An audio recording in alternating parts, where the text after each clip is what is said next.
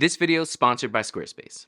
So you're looking to get started in the wedding industry as a photographer, but you're a little wet behind the ears, and you're asking yourself, how do I become a second photographer? Well, today I'm gonna answer that for you with these 7 tips. Starting out with tip number 1 is do styled shoots. Style shoots are great for many different reasons.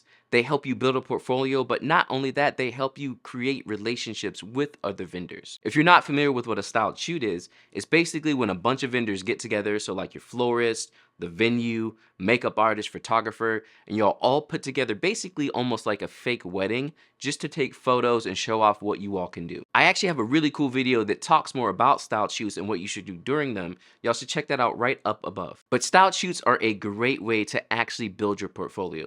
And what's even better about styled shoots is you can get exactly what you want. One big thing I always talk about is making sure you shoot what you want and show what you want on your website. And with a styled shoot, you can get exactly that. You can get the exact type of couple you want, the exact kind of color palette you want, the exact kind of location you want. You can make it as high-end as you want. You can do all of these things to really build your portfolio out. Now, one thing I will caution you with styled shoots is make sure that they don't look like styled shoots. Styled shoots can be kind of obvious, but you want to make sure that they look like real wedding photos. Here are some photos for some styled shoots I've done in the past.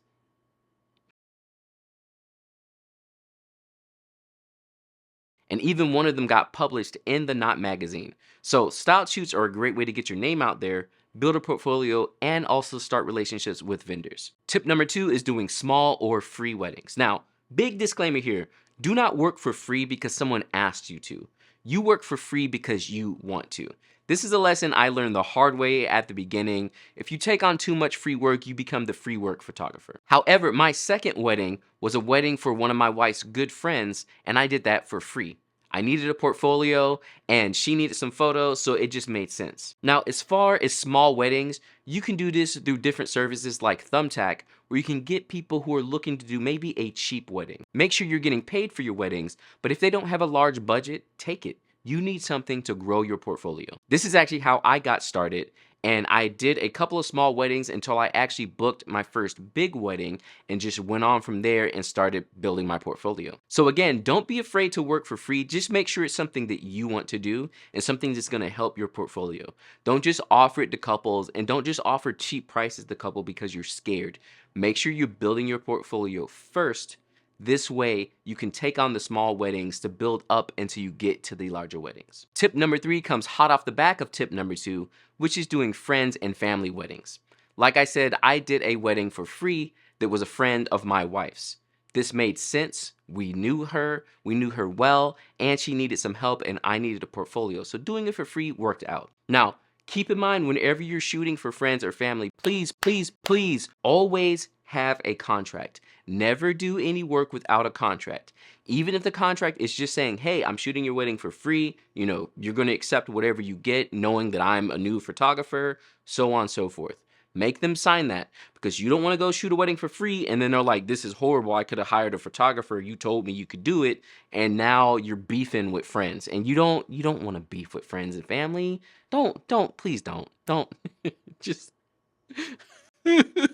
But this is a great way to not only get to learn your camera so that you'll be better prepared for seconding, but it'll also get more portfolio under your belt. Now, I'm sure you're thinking, John, I thought you were telling me how to second, not to build a portfolio, but that's what tip number 4 is getting at, which is building a second photographer website. So if you have a website already, what you need to do is make a page on your website where you show off your second photography skills and your portfolio. Now, this is huge.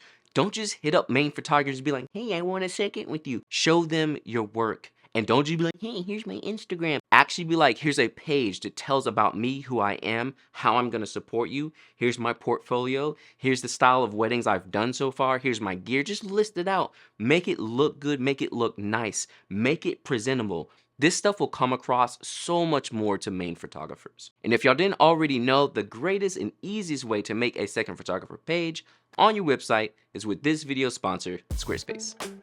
Squarespace is an online platform that will help you easily build your website or portfolio. Hop onto Squarespace, choose a template, and then throw your photos into it, and you have a beautiful site. You can also put your own branding, colors, and logos on the site as well, so you can get a beautiful branded look. I myself personally have been using Squarespace for 8 years now, and honestly, like, It's just great, and it's really easy to upgrade my site whenever I want to. On top of building a website as well, you also have analytics, member pages, and commerce. There's so much built into Squarespace that's gonna be able to grow with you in your business. So that's the thing I love most about Squarespace. Make sure to check out the link in the description below for 10% off of your first domain or website, and make sure to go ahead and build a Second Photographer webpage. Also, if you all would like to see an actual example of a Second Photographer website, or would like me to put together a video that teaches you how to do that, let me know in the comments below. Tip number 5 is getting away from your portfolio and more so focusing on the main photographer, and you need to be helpful for them. One of the biggest mistakes I see with a lot of people trying to be a second photographer is all they do is talk about them and what they want and how they need to build a portfolio. As a second, you're helping the main photographer. That is the point why you're there. No other reason. It's not even really to get good photos unless that's what the main photographer wants.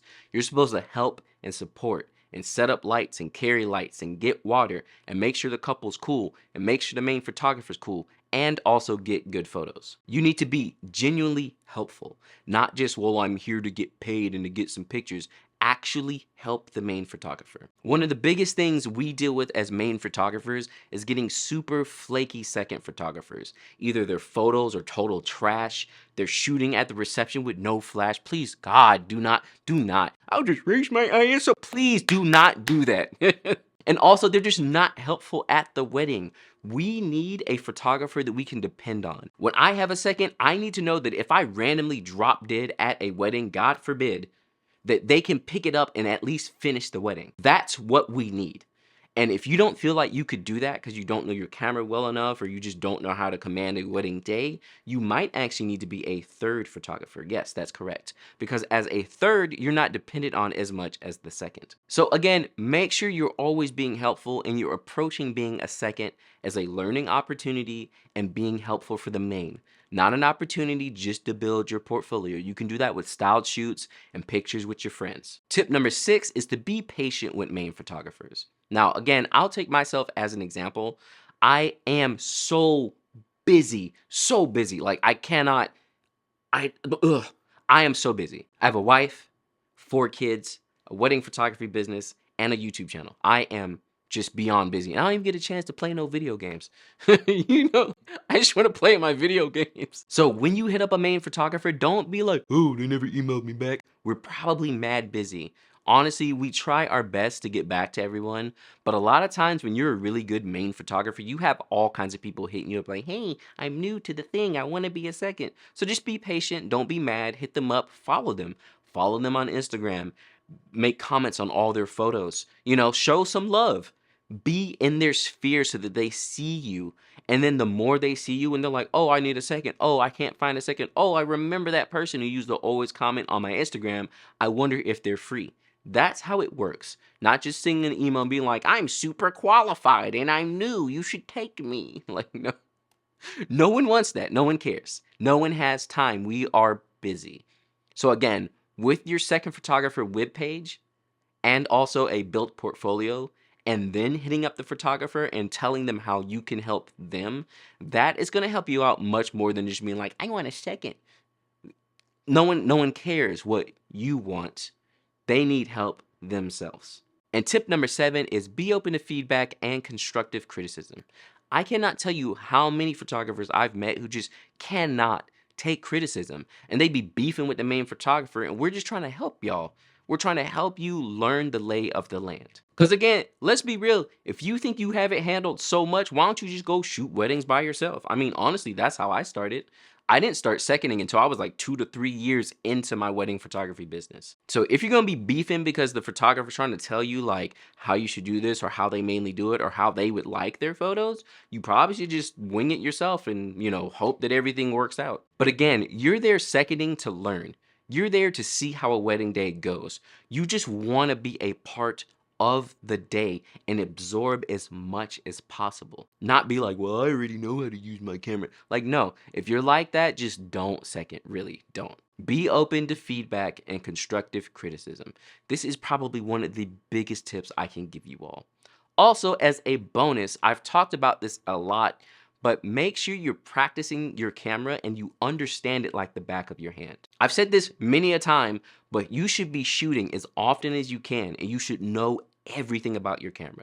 You shouldn't be sitting there fiddling around and chimping and being like, I don't know how to set the thing. You need to know what you're doing. When the main photographer asks you to take a photo in a certain kind of way, you should be able to just boom, there it is, on it immediately. And one quick and easy way to start learning more about your camera is to actually go out and do some street photography. I made a video about this in the past. You should definitely check it out up above, but I've always said this and a lot of people don't like me saying it, but wedding photography and street photography are very similar. Yes, the styles are very different, but some of the main things about each of them are the same. The quickness of it, the anticipation of a moment before it happens, grabbing the shot when it happens, and like you only have that 1 second to grab it, and if you don't, then it's just gone. A lot of that's the same, and if you can do street photography well, you should be able to transition over to wedding photography not so hard. On top of street photography as well, making sure you're getting education in and getting learnt is going to help you so much more than anything you can do. And I'm actually currently developing some courses for you all to help you learn more about photography and wedding photography that you should definitely check out in the link below. Now, main photographers, sound off in the comments below. Let these folks know what you want from a second photographer. Educate everybody, because seriously, y'all, don't complain that you're not able to be a second and then you're doing all the wrong things.